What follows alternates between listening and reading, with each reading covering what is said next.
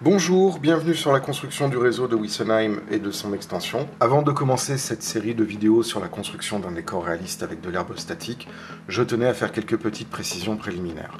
Le format de cette vidéo ne prendra pas la forme que j'avais envisagée initialement, à savoir une masterclass avec une réalisation exécutée par Gwendal Thaïs de la société Microrama. En effet, mes rushs ne sont pas exploitables de façon satisfaisante afin de montrer les étapes importantes nécessaires à la réalisation d'un décor réaliste. La méthode ainsi montrée dans cette vidéo est donc une restitution de ma part de ce que m'a montré Gwendal. Ce n'est en aucun cas LA méthode, mais ma méthode.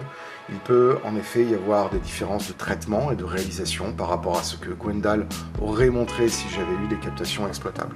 Donc pour inaugurer cette série de vidéos qui reprend les techniques montrées par Gwendal et comment je les mets en œuvre, je vais être amené à faire un découpage thématique afin de rester sur des formats raisonnables et éviter d'avoir une vidéo complète et longue qui risque d'être un peu indigeste.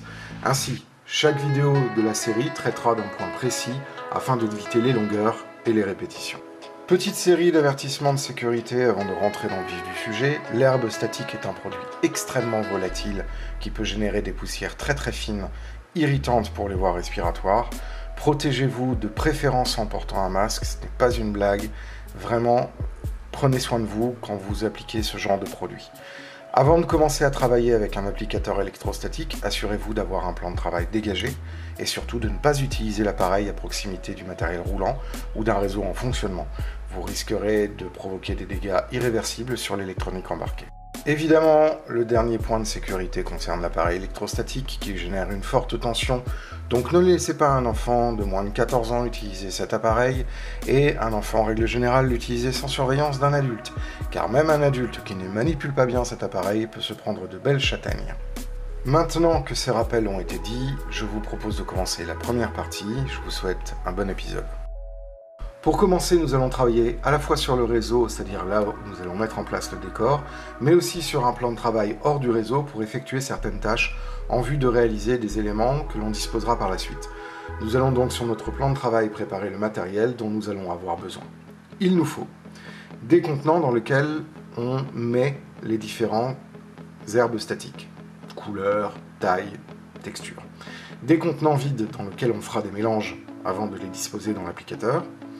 3 contenants pour mettre de la colle vinylique avec différentes dilutions, des pinceaux sacrifiables, ne prenez pas des pinceaux subtils et précieux, une balance de cuisine précise au gramme près, un scalpel avec une réserve de lames affûtées et une ou deux vieilles lames, un morceau de styro dur d'environ 20 cm par 2 cm, du papier sulfurisé, de la peinture, l'applicateur électrostatique Bflok 50, du Magirace, du Magispray ou à défaut une bombe de colle non repositionnable, des couteaux de peintre, des épingles à tête sphérique ou à défaut des gros clous, du sopalin ou toute autre marque d'essuie-tout, du fixateur, c'est un plastifiant pour herbes synthétiques, ou à défaut la laque pour cheveux. Une fois le plan de travail mis en place, je vais voir le réseau, prendre 2 ou 3 photos de la zone que je veux décorer. Ces photos, que j'afficherai ensuite sur l'écran de ma tablette ou sur les écrans de mon ordinateur, vont me permettre d'avoir des références spatiales de la zone à décorer et travailler sur la réalisation des éléments qui seront ensuite disposés. Le but étant d'éviter de fabriquer des éléments qui au final ne seront pas adaptés à la topologie du terrain ou qui s'avéreront finalement inexploitables et inutiles. Bon, maintenant on peut commencer. L'herbe statique est un produit qui est disponible maintenant depuis plusieurs années et qui a révolutionné la façon de concevoir un décor. Il y a 2 façons d'utiliser ce produit. Soit de façon basique et on obtient un résultat très artificiel, soit on s'intéresse à ce que la réalité nous montre et on envisage l'application du produit à travers les 5 critères suivants. Tout d'abord, il y a la couleur de l'herbe, parce qu'effectivement, en fonction des saisons, l'herbe n'a pas la même couleur. Ensuite, il y a la hauteur de l'herbe, parce qu'effectivement, entre un green anglais et une prairie, l'herbe ne va pas avoir la même hauteur. Ensuite, il y a le mélange des touffes, parce que entre un green de golf et une prairie, on ne va pas avoir une répartition identique des points où va émerger l'herbe. Ensuite, on a la densité, et donc, qui dit la densité dit aussi le travail de la sous-couche. Le terrain, les graviers, le sable, les rochers, ce qui va permettre finalement de sublimer l'application de l'herbe. Et ensuite, le dernier critère n'est pas un critère esthétique. C'est un critère qui va dépendre des techniques que l'on va utiliser pour appliquer l'herbe. Il y a à la fois l'encollage des surfaces, les textures des surfaces, mais aussi la façon dont on va utiliser l'appareil statique pour distribuer les fibres et comment ensuite, une fois qu'elles sont distribuées, on vient intervenir par exemple avec un aspirateur pour faire remonter les fibres.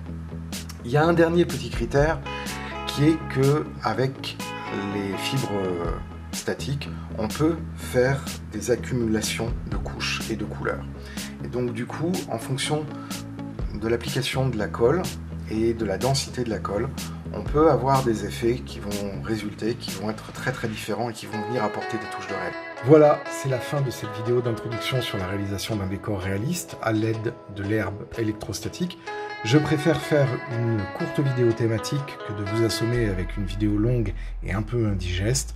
La prochaine vidéo traitera de la magie grasse et de son application, ainsi que de la préparation de la surface du terrain que l'on désire décorer. Si vous avez aimé cette vidéo, je vous invite à mettre un petit pouce bleu, abonnez-vous à la chaîne si ce n'est pas déjà fait, et cliquez sur la petite cloche pour être notifié des prochaines sorties.